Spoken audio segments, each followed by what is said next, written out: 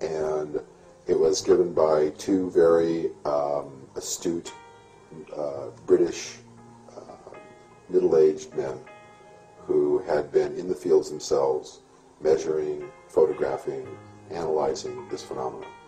And it was clearly a mystery to them. They had no idea exactly what it was they were dealing with, but they knew that there was something about it that was unique and unusual and mysterious. One important thing to remember is that crop circles don't just appear in southern England, even though that's where the focus has been over the last 10 years or so. In the 1990s, they started appearing in Germany, Holland, Canada, and the United States, and documented in these places as well. So the crop circles are a mind blower, period, okay? There's no ifs, ands, or buts, or wherefores about it.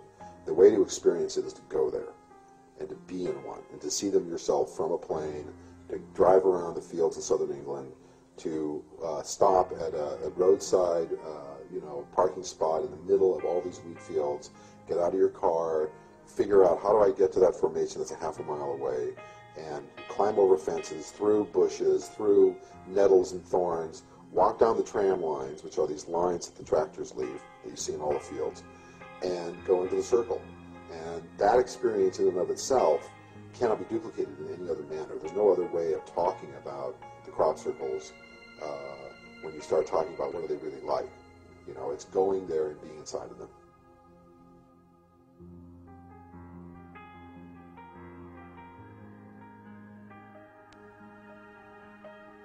Until there is some way to verify the authenticity of any particular formation or any particular crop circle, there will always be the argument or the suspicion that, well, that was man-made, and that's not a real one, that's a fake one. There's always this back and forth constantly, because people just don't want to deal with what it means to say it's real, and we don't know what makes it. We don't know where it's from, and we don't know how it's made. It's just too difficult.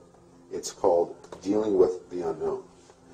To hoax a crop circle, there's a few requirements that have to be met.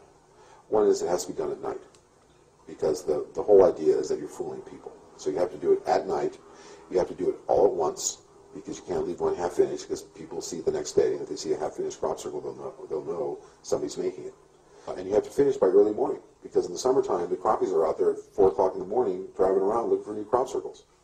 So basically, you have 5 hours to make it in the dark, perfect, no mistakes, and without getting caught. Most of the time, when people fake things, there's a payoff. There's some kind of a payoff. There's recognition, there's acknowledgement, there's profit. Faking crop circles has none of those. So why do it? And sure, maybe do it once, but 200 a year, every year, it doesn't make any sense.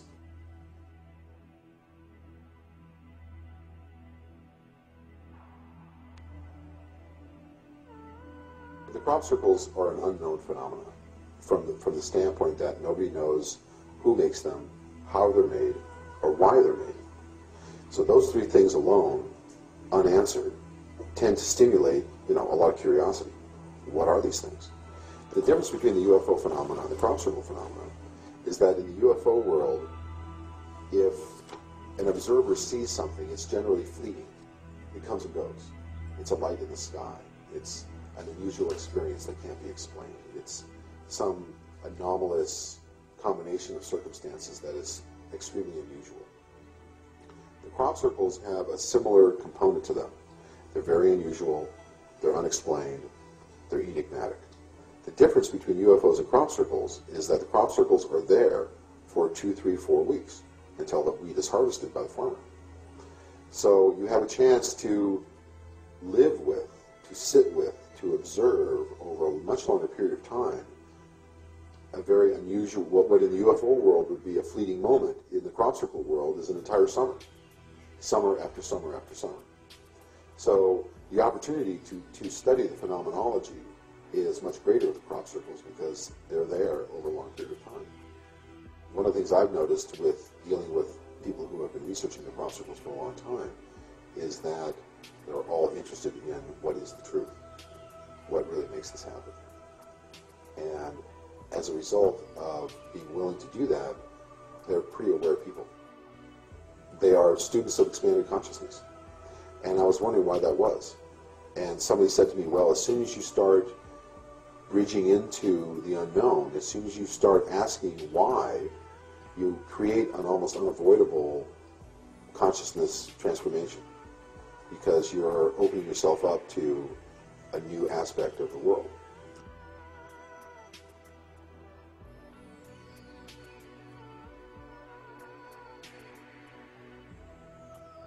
We have heard stories from farmers that they were discovering crop circles on their land when they were children. Simple, plain circles, 1, 2, 3 of them, relatively small, 10, 12, 15 feet diameter. Farmers would come upon them, usually when they were harvesting. They wouldn't even know that they were there because they wouldn't be looking for them. And they'd come across these circular impressions on the land and just mow them down. They were just anomalies. Nobody really knew what they meant. We have anecdotal accounts of this going back into the 1920s. These farmers are not happy about the fact that these things occur on their land overnight with no explanation.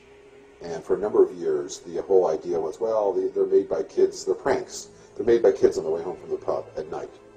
And that was enough to sort of satisfy everybody's need to know, so to speak. And the fact of the matter is that the farmers really don't know what to do with this. There was a formation last year that was the biggest formation that's ever appeared. It was 409 circles. It was huge. The farmer who owned the field that this formation appeared on has had other formations on his land before, but this was way beyond anything that anybody had ever seen. It's the biggest formation ever. And I met him, and he was just blown away. He didn't want to talk on camera. He didn't really want to talk to anybody. But you could see by the look in his eyes that he was just stunned and really just did not know what to say about it. And clearly was convinced that nobody had come on his land and made it.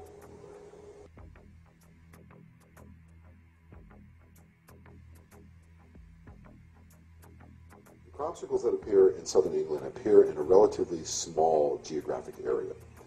Since they've been appearing, a number of people have moved there and lived there really with the primary intent of being there to study them. At this point, there's 200 people, I would say, that I would qualify as competent, committed, dedicated researchers. People who think enough of this phenomena to study it, to measure it, to photograph it, to draw it, to analyze it. It's amazing the people that you meet. Because you meet people from all over the world. Japanese, Europeans, Americans, South Americans, Asians. Nobody has any answers. Nobody really has any solutions. But there's tremendous curiosity. And there's a common interest. There's a common interest in something that is very phenomenal and very unusual. So most of the people that show up there are educated, intelligent, aware, open-minded. And because of this international sort of characteristic, and all of those qualities, those human qualities, you have a pretty nice sort of social milieu.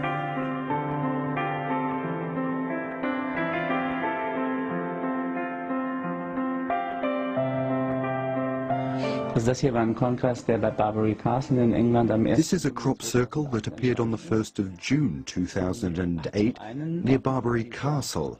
Because of the terraced spiral formation, it has a very clear relation to a crop circle near Barbary Castle in 1990. It really stands out in that it is divided into 10 equal parts. First we have in the first curve 3 layered segments, then only one is layered over the others. Then we have 4, 1, 5, 9 segments, 2, 6 segments, 5 and 4, and then we find a number we can read, and that is 3.14192654, even with the decimal point in the right place. And if you are so inclined to read it this way, there are even 3 circles at the end, which serve to emphasize the infinite nature of this number.